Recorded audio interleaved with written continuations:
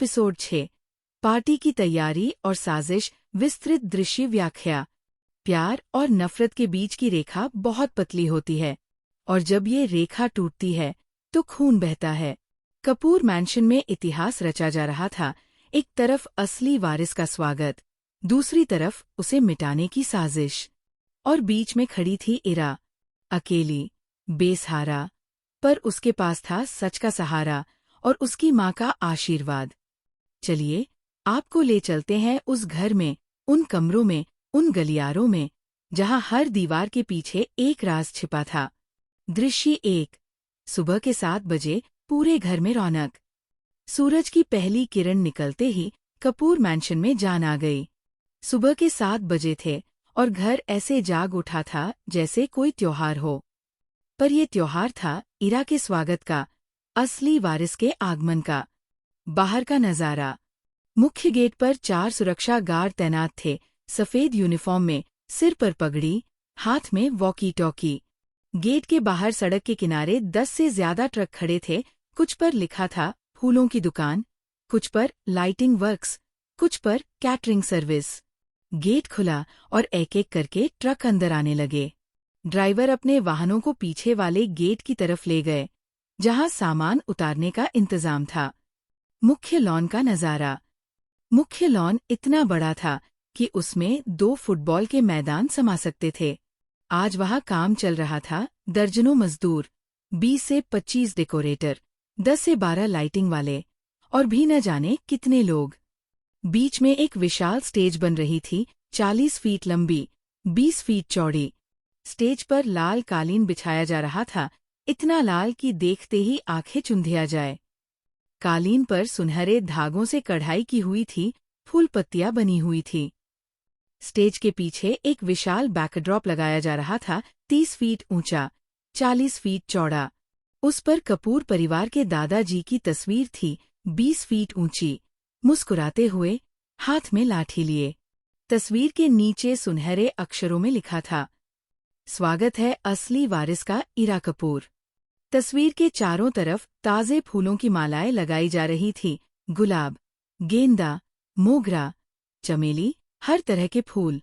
उनकी खुशबू पूरे लॉन में फैल रही थी। मगर उस खुशबू में कहीं कोई जहर छिपा था, ये सिर्फ 2 लोग जानते थे। स्टेज के चारों तरफ 500 कुर्सियां रखी जा रही थीं, सफेद रंग की, लाल गद्देदार, सुनहरे फ्रेम वाली। हर कुर्सी पर एक नाम की प्लेट लगी थी, दिल्ली के बड़े बड़े नाम, मंत्री, विधायक, बिजनेसमैन, फिल्म स्टार, क्रिकेटर। फव्वारे का नजारा। लॉन के बीच में एक विशाल फव्वारा था, संगमरमर का बना हुआ, 3 मंजिल ऊंचा, जिसमें से पानी की धाराएं निकलती थी। आज उसे रंगीन रोशनियों से सजाया जा रहा था, लाल, नीली, हरी, पीली, 7 रंगों की लाइटें। रात में जब ये जलेंगी तो पानी के साथ नाचेंगी। ऐसा नजारा होगा कि लोग देखते रह जाए। फव्वारे के चारों तरफ छोटे छोटे टेबल रखे जा रहे थे, शीशे के, सुनहरे पायों वाले। हर टेबल पर ताजे फूलों की फूलदान और मोमबत्तियां। अंदर का नजारा। मुख्य हॉल और भी भव्य था। 50 फीट ऊंची छत, उससे लटकता हुआ 20 फीट लंबा झूमर, असली क्रिस्टल का, जिसके हजारों टुकड़े थे। आज सुबह से 4 आदमी उसे साफ कर रहे थे, सीढ़ियों पर चढ़कर, हर टुकड़े को पोंछते हुए। दीवारों पर लगी पेंटिंग्स 18वीं सदी की, असली तेल चित्र, लाखों की कीमत वाली, उन्हें भी साफ किया जा रहा था। फर्श पर संगमरमर इतना चमक रहा था कि उसमें अपना चेहरा दिखता था। सीढ़ियों की रेलिंग पर फूलों की मालाएं लपेटी जा रही थी, लाल गुलाब और सफेद मोगरे की। हर कदम पर खुशबू। रामपाल जी, घर के मैनेजर, 60 साल के, सफेद बाल, काले रंग का शेरवानी पहने, इधर उधर भाग रहे थे। उनके हाथ में एक क्लिपबोर्ड था, जिसमें 20 पन्नों की लिस्ट थी, क्या करना है, कब करना है, कैसे करना है। यहाँ फूल और चाहिए, वो चिल्लाए। सीढ़ियों पर 2 गुने फूल लगाओ और लाइटें ठीक से लगाओ, रात में चमकना चाहिए। एक मजदूर भागता हुआ आया, रामपाल जी, कैटरर आ गए हैं, किचन में सामान लगा रहे हैं। ठीक है, मैं आता हूँ। रामपाल जी किचन की तरफ भागे। रास्ते में सुनीता मिल गई। आज उन्होंने लाल रंग की साड़ी पहनी थी, गहनों से लदी हुई। रामपाल जी, सब ठीक चल रहा है ना? जी मैडम, सब ठीक है, रात तक सब तैयार हो जाएगा। अच्छा, और इरा? वो कहाँ है? ऊपर अपने कमरे में। डिजाइनर आए हैं, उन्हें तैयार कर रहे हैं। सुनीता के चेहरे पर एक अजीब सा भाव आया, जैसे कुछ सोच रही हों। फिर वो चली गई। दृश्य 2। सुबह 9 बजे इरा का कमरा। राजकुमारी की तरह सजना। इरा का कमरा। आज ये कमरा किसी राजमहल के शाही कक्ष से कम नहीं लग रहा था। दीवारों पर नए पर्दे लगे थे, सुनहरे धागों वाले। फर्श पर फारसी कालीन बिछा था, इतना मुलायम कि पैर धंस जाए। छत से एक छोटा झूमर लटक रहा था, जो रंग बदलता था। इरा एक बड़े से शीशे के सामने बैठी थी। शीशा इतना बड़ा था कि उसमें पूरा कमरा दिखता था। उसके पीछे 3 डिजाइनर खड़े थे, 2 औरतें, 1 आदमी। और उनके पीछे उनके असिस्टेंट, कुल मिलाकर 7 से 8 लोग। पहली डिजाइनर रीना, 35 साल की, बहुत स्टाइलिश, काले चश्मे वाली, ने बात शुरू की। मिस इरा, आज का दिन आपके लिए बहुत खास है। आप कपूर परिवार की असली बेटी के रूप में पूरी दिल्ली के सामने आ रही हैं, इसलिए आपका लुक परफेक्ट होना चाहिए। उसने हाथ से इशारा किया और उसके असिस्टेंट ने एक ड्रेस उठाई, गहरा नीला लहंगा, चांदी की जरी का काम, चमकते हुए स्टोन्स। ड्रेस इतनी भारी थी कि उठाने वाला असिस्टेंट लड़खड़ा गया। ये पहला ऑप्शन है, रीना ने कहा। नीला रंग, शाही रंग। इस पर चांदी का काम, बहुत एलिगेंट। इरा ने उसे देखा। नीला, उसकी माँ का पसंदीदा रंग। उसके दिल ने कहा, ये ले लो। पर उसने सोचा, आज कोई और रंग चाहिए। दूसरी डिजाइनर मीरा, 40 साल की, गोलमटोल, हमेशा मुस्कुराती रहने वाली, ने दूसरा ड्रेस उठाया। ये देखो, गुलाबी रंग का लहंगा। उस पर सुनहरी जरी, बहुत सॉफ्ट और फेमिनिन लुक। गुलाबी, निशा का पसंदीदा रंग। इरा को याद आया, पहले दिन निशा ने उसका कमरा गुलाबी सजाया था। उसने सिर हिला दिया, नहीं। तीसरा ड्रेस, तीसरी डिजाइनर, करण, 30 साल का, बहुत परफेक्शनिस्ट, ने आखिरी ड्रेस उठाया। ये ड्रेस अलग था। लाल रंग, गहरा लाल, खून की तरह लाल। उस पर सुनहरी जरी का काम, इतना बारीक कि सुई नहीं डाल सकते। स्टोन्स इतने चमकीले कि देखते ही आंखें चुंधिया जाए। लहंगे के साथ एक दुपट्टा था, सुनहरे धागों से बुना हुआ, हल्का सा, बादल जैसा। ये है असली ड्रेस, करण ने धीमी आवाज में कहा। लाल रंग, शक्ति का रंग, जीत का रंग, प्यार का रंग। ये रंग आपको सूट करेगा। इरा ने ड्रेस को छुआ। कपड़ा इतना मुलायम था कि उंगलियां उसमें धंस गईं। उसने ड्रेस उठाया, वजन 5 किलो से ज्यादा था। पर उसे लगा जैसे कुछ भी नहीं। यही ठीक रहेगा, उसने कहा। ड्रेसिंग का सीन। अब शुरू हुई असली तैयारी। पहले इरा को अंडरगारमेंट्स पहनाए गए, ऐसे कपड़े जो उसने कभी देखे नहीं थे। फिर लहंगा पहनाया गया, उसे कमर पर कसना था, सीना पर एडजस्ट करना था, कंधों पर ठीक करना था। 3 औरतें उसे घेरे खड़ी थीं, एक सामने, एक पीछे, एक बगल में। 20 मिनट लगे सिर्फ लहंगा पहनाने में। फिर बारी आई मेकअप की।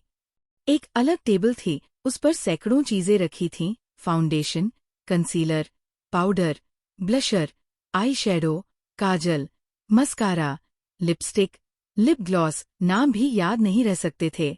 मीरा ने मेकअप शुरू किया। पहले चेहरा साफ किया, फिर मॉइस्चराइजर लगाया, फिर प्राइमर, फिर फाउंडेशन, परत दर परत। इरा को लगा जैसे उसके चेहरे पर मिट्टी की परत चढ़ रही है। बहुत देर लगेगी? उसने पूछा। कम से कम 2 घंटे, मैडम। और ये तो बस शुरुआत है। इरा ने गहरी सांस ली और सह लिया। 1 घंटे बाद आंखों का मेकअप शुरू हुआ। काजल, आईलाइनर, आई शैडो 3 रंगों का, गोल्डन, ब्राउन और ब्लैक। पलकों पर झूठी पलकें लगाई गईं, इतनी लंबी कि झपकते ही हवा चलने लगी। 1.5 घंटे बाद होठों का मेकअप, लिप लाइनर से किनारे बनाए गए, फिर लिपस्टिक गहरा लाल, मैट फिनिश, फिर उस पर लिप ग्लॉस थोड़ा सा चमक के लिए। 2 घंटे बाद बालों की बारी।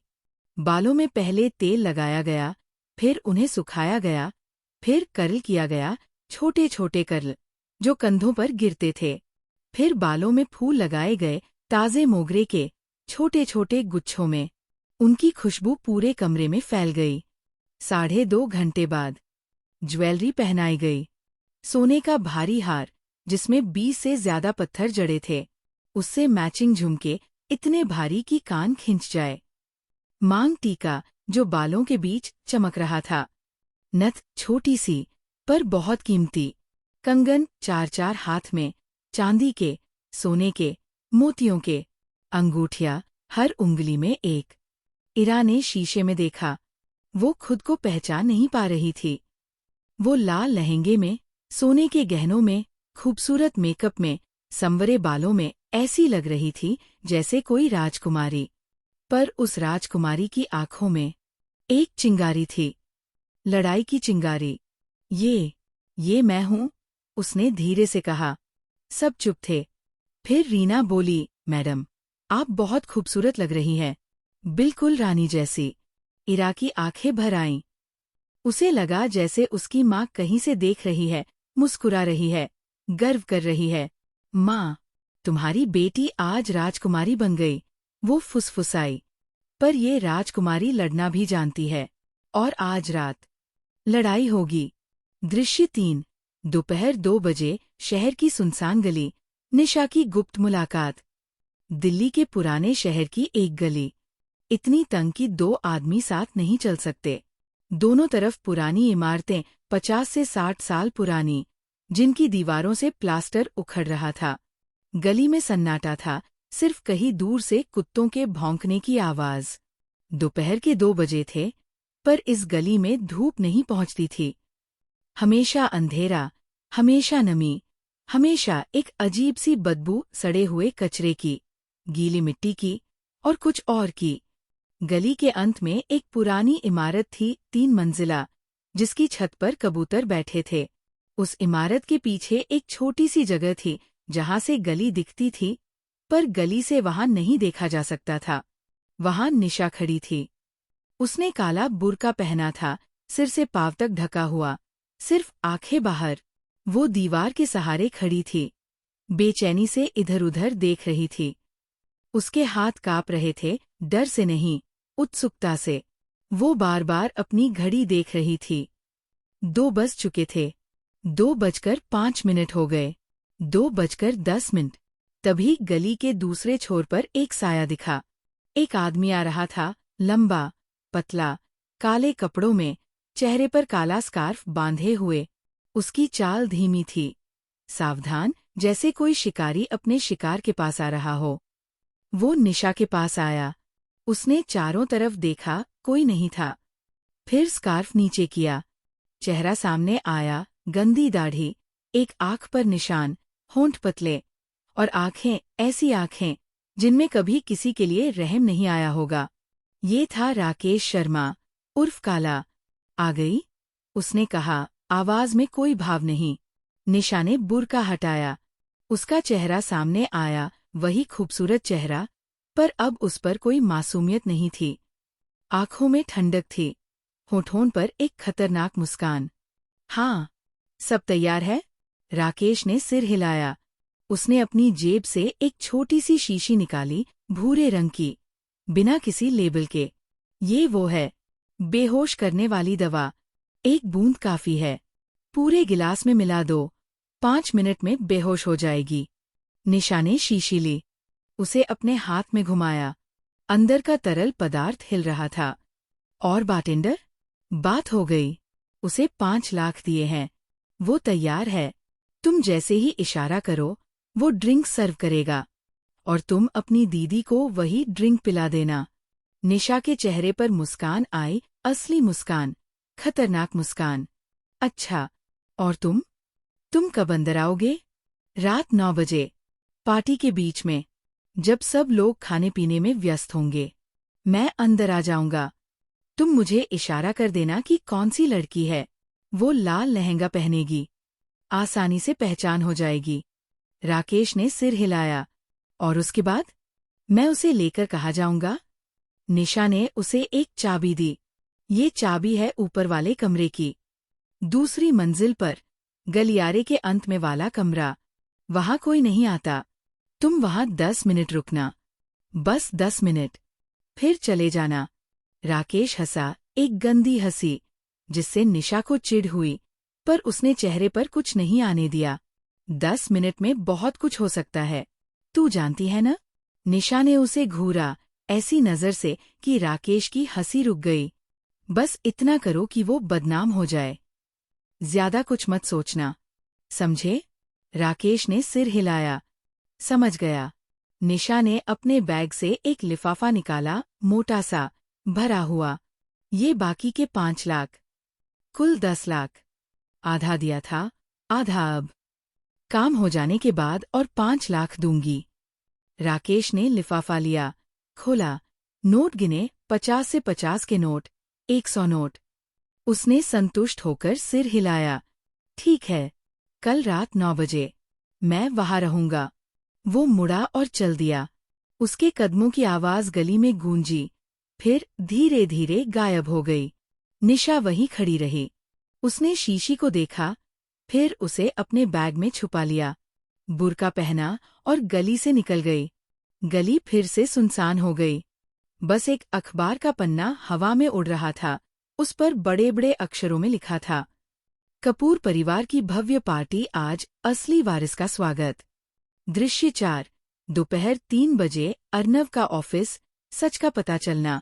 अर्नव का ऑफिस, दिल्ली के सबसे महंगे इलाके में, 20वीं मंजिल पर। पूरी दीवार शीशे की थी, जहां से पूरी दिल्ली दिखती थी। अंदर महंगा फर्नीचर, लेदर की कुर्सियां और एक विशाल टेबल जिस पर 3 कंप्यूटर रखे थे। अर्नव अपनी कुर्सी पर बैठा था। उसने सूट पहना था, काला, टाई लगाई थी, सिल्वर ग्रे, पर उसके चेहरे पर थकान थी, रात भर नहीं सोया था। उसके सामने एक फाइल रखी थी, मोटी सी, उस पर लिखा था, गोपनीय, केवल अर्नव कपूर के लिए। उसने फाइल खोली। अंदर से निकले कॉल डिटेल्स, फोटो, रिपोर्ट और भी न जाने क्या क्या। उसने पढ़ना शुरू किया। राकेश शर्मा, उर्फ काला, उम्र 42 वर्ष, पता वर्तमान में अज्ञात, आपराधिक रिकॉर्ड 2005, चोरी का मामला 6 महीने जेल, 2008, धोखाधड़ी का मामला 2 साल जेल, 2012, जालसाजी का मामला 1 साल जेल, 2015, हत्या की कोशिश, चार्जशीट दाखिल, पर गवाहों के गायब होने पर बरी, 2018, फिरौती के लिए अपहरण केस दर्ज, पर सबूतों के अभाव में बरी, 2022, धमकी और ब्लैकमेलिंग केस दर्ज, अभी ट्रायल चल रहा है। विशेष नोट, ये आदमी दिल्ली के अंडरवर्ल्ड से जुड़ा है। छोटे मोटे काम करता है, धमकाना, पिटाई करना, बदनाम करना, झूठे केस में फंसाना, किसी भी कीमत पर काम करने को तैयार। अर्नव का चेहरा सफेद पड़ गया। उसने कॉल डिटेल्स देखीं। निशा कपूर के फोन से किए गए कॉल्स, पिछले 15 दिन, 23 कॉल्स, ज्यादातर रात 11 बजे से 2 बजे के बीच। सबसे लंबी कॉल 47 मिनट, सबसे छोटी कॉल 12 मिनट। हर रात कम से कम 1 कॉल। अर्नव के दिमाग में बिजली कौंधी। उसे सब समझ आ गया। निशा, तू ये सब कर रही है? तू एक अपराधी से बात कर रही है? तू इरा को नुकसान पहुंचाने की साजिश कर रही है? उसका गुस्सा 7वें आसमान पर था। वो उठा और ऑफिस में टहलने लगा। उसके हाथ कांप रहे थे। फिर उसने एक और पन्ना देखा। उसके दोस्त ने उसे मैसेज भेजा था। अर्नव, एक और बात, कल रात काला का फोन ट्रैक किया। वो साउथ दिल्ली में था, तुम्हारे घर के पास। और हाँ, उसने किसी से मुलाकात की थी, एक औरत, काले बुर्के में। फोटो लगाव रहा हूं।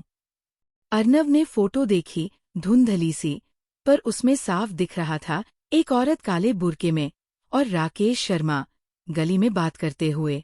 वो औरत कोई और नहीं, निशा थी। अर्नव ने फाइल बंद की।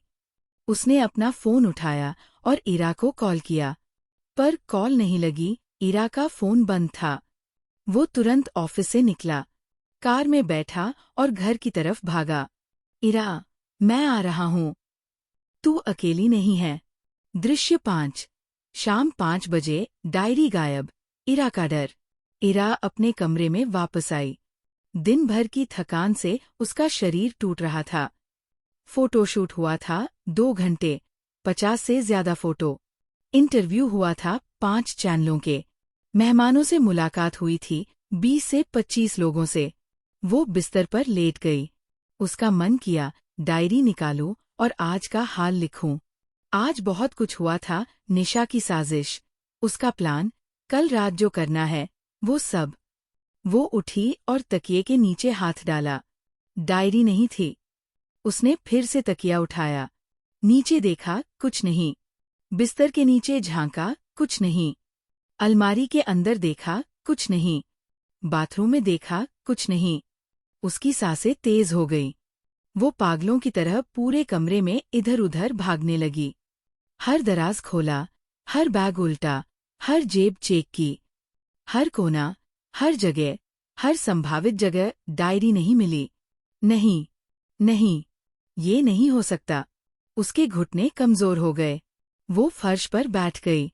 उसके हाथ कांप रहे थे। आंखों से आंसू बहने लगे। डायरी, उसमें सब लिखा है। निशा के बारे में, उसके प्लान के बारे में, मेरे प्लान के बारे में। अगर वो मिल गई किसी को। तभी उसे याद आया दोपहर में, जब वो नीचे फोटोशूट के लिए गई थी, तब उसका कमरा खुला था। डिजाइनर आए थे, ज्वेलर आए थे, मेकअप वाले आए थे, और भी न जाने कितने लोग अंदर बाहर कर रहे थे। और उसी भीड़ में कोई उसकी डायरी उठा ले गया। पर कौन? एक ही नाम उसके दिमाग में आया, निशा। निशा। उसने ली होगी। वो चुपके से आई होगी और डायरी ले गई होगी। और अब उसे पता है, सब पता है। वो दीवार के सहारे बैठ गई। उसकी आंखों से आंसू बह रहे थे, पर अब वो डर के नहीं थे, गुस्से के थे। तो तू ये करेगी निशा? तू मेरी डायरी चुराएगी? ठीक है, अब मैं भी कुछ करूंगी। अब मैं चुप नहीं बैठूंगी। वो उठी। उसने अपने आंसू पोंछे। उसकी आंखों में अब एक चिंगारी थी, लड़ाई की चिंगारी। दृश्य 6। रात 8 बजे। निशा का कमरा। डायरी पढ़ते हुए। निशा का कमरा। ये कमरा भी बहुत बड़ा था, पर इरा के कमरे से बिल्कुल अलग। यहाँ गुलाबी रंग का बोलबाला था, गुलाबी पर्दे, गुलाबी चादर, गुलाबी तकिए, गुलाबी दीवारों पर सफेद फ्रेम में तस्वीरें। निशा बिस्तर पर बैठी थी। उसने स्नान कर लिया था और एक हल्का गुलाबी नाइट सूट पहना था। बाल अभी भी गीले थे, कंधों पर बिखरे हुए। उसके हाथ में एक डायरी थी, इरा वाली। उसने डायरी खोली। पहला पन्ना, मेरी जिंदगी के सच। वो पढ़ने लगी। दिन 1। कपूर मैंशन में आई। सब नए थे। निशा बहुत प्यार करती थी। या करती थी? निशा के चेहरे पर मुस्कान आई, व्यंग्यात्मक मुस्कान। दिन 2। निशा ने चाय दी। स्वाद अजीब था। हाँ दीदी, अजीब था ना? उसने धीमी आवाज में कहा। दिन 3। फिर चाय। फिर अजीब स्वाद। दिन 4। बीमार पड़ गई। डॉक्टर ने कहा, ज़र। निशा जोर से हंस पड़ी, एक खतरनाक हंसी। हाँ हाँ हाँ, दीदी, तू बहुत देर से समझी। पर अब समझ गई ना? उसने आगे पढ़ा। दिन 5। रात को देखा, निशा फोन पर बात कर रही थी। प्लान, सावधानी, वो चली जाएगी, ये सब सुना। निशा का चेहरा एक पल के लिए स्थिर हुआ। तो तूने सुन लिया था। तभी तू उस रात मेरे दरवाजे के बाहर थी। समझ आया अब। उसने आगे पढ़ा। निशा, तूने सोचा था मैं कमजोर हूं? तू गलत है। मैं राधा की बेटी हूं। और अब मैं तुझे ऐसा सबक सिखाऊंगी कि तू जिंदगी भर न भूल पाए। पार्टी में, वहीं सबके सामने, तेरा असली चेहरा दिखाऊंगी। निशा ने डायरी बंद कर दी। वो उठी और खिड़की के पास गई। बाहर देखा, नीचे लॉन में पार्टी की तैयारियां जोरों पर थीं। रोशनियां जल रही थी, संगीत बज रहा था, लोग भाग रहे थे। दीदी, तू मुझे सबक सिखाएगी? तू? वो देखती हूँ कल कौन किसको सबक सिखाता है। तेरा प्लान अब मेरे पास है। और मेरा प्लान, वो चलता रहेगा। उसने डायरी को अपनी अलमारी के पीछे छुपे एक गुप्त डिब्बे में रख दिया, जहां वो अपने सबसे कीमती सामान रखती थी, कुछ पुरानी तस्वीरें, कुछ चिट्ठियां, और अब ये डायरी। फिर वो खिड़की के पास लौटी। नीचे देखा। इरा अब लॉन में आ गई थी, अपने लाल लहंगे में, राजकुमारी की तरह सजी हुई। वो दूर से पार्टी की तैयारियां देख रही थी। निशा ने हाथ हिलाया, वही मासूम हाथ। दीदी, सब ठीक है? इरा ने ऊपर देखा। दूर से, अंधेरे में, उनकी निगाहें मिलीं। एक पल को दोनों एक दूसरे को देखती रहीं। इरा ने कुछ नहीं कहा, बस मुड़ी और अंदर चली गई। निशा मुस्कुराई। दीदी, कल की रात तेरी जिंदगी की सबसे बुरी रात होगी। और मैं पहली पंक्ति में बैठकर ये सब देखूंगी। Cliff hanger. रात 11 बजे, अर्नव का आना, इरा का प्लान। रात के 11 बजे थे, पार्टी से कुछ घंटे पहले। पूरा घर अब शांत था, सब अपने अपने कमरों में आराम करते हुए, कल की तैयारी में। इरा के कमरे में अंधेरा था। वो बिस्तर पर लेटी हुई थी, पर सो नहीं रही थी। उसकी आंखें खुली थीं, छत को घूर रही थीं। उसके दिमाग में हजारों विचार थे। डायरी चोरी हो गई, निशा को सब पता है। अब क्या होगा? कल वो क्या करेगी? कैसे बचेगी? तभी दरवाजे पर हल्की दस्तक हुई। इरा चौंकी। कौन? मैं हूँ, अर्नव। इरा ने दरवाजा खोला। अर्नव अंदर आया। उसके चेहरे पर गंभीरता थी, पर थकान नहीं, बल्कि एक अजीब सी चमक थी। इरा, मुझे तुझसे बात करनी है, बहुत जरूरी। क्या हुआ भैया? अर्नव ने उसे एक फाइल दी। ये देख, निशा के फोन कॉल्स की डिटेल है। वो एक अपराधी से बात कर रही है, राकेश शर्मा नाम का आदमी। कल रात भी बात की थी। इरा की आंखें फैल गईं।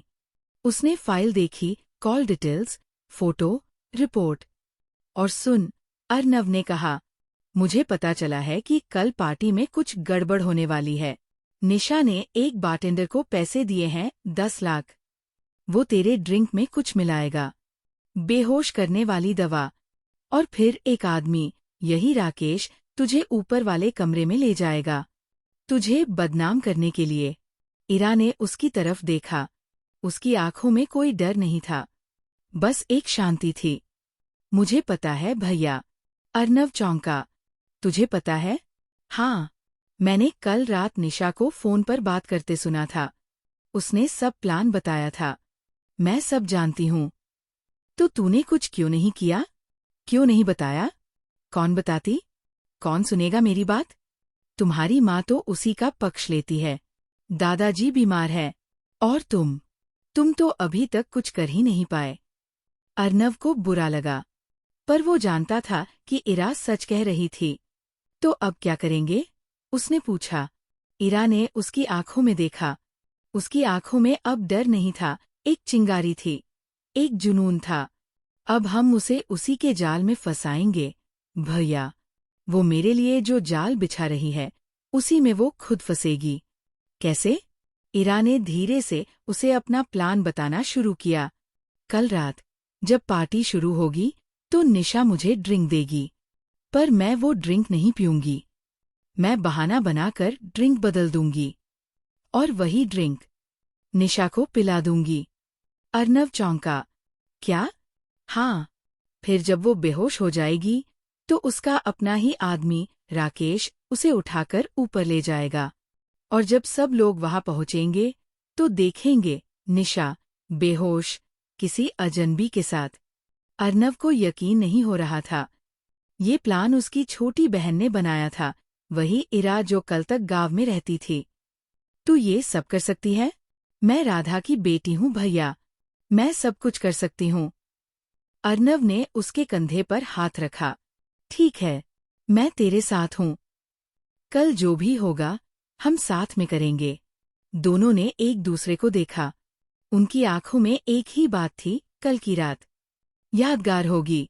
बाहर खिड़की से चांद दिख रहा था, पूरा गोल, चमकीला, पर उसकी रोशनी में एक अजीब सी लालिमा थी, जैसे खून का रंग।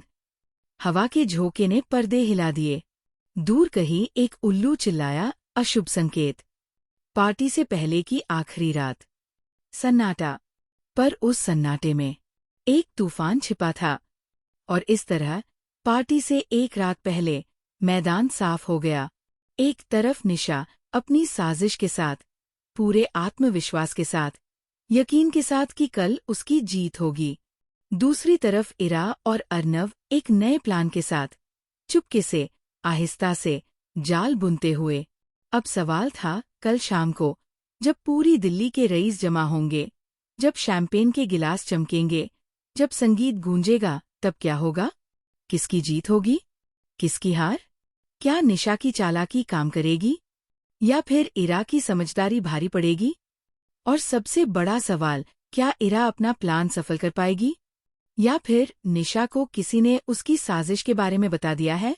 रुकिए, अगले एपिसोड में वो रात, वो पार्टी, वो धमाका,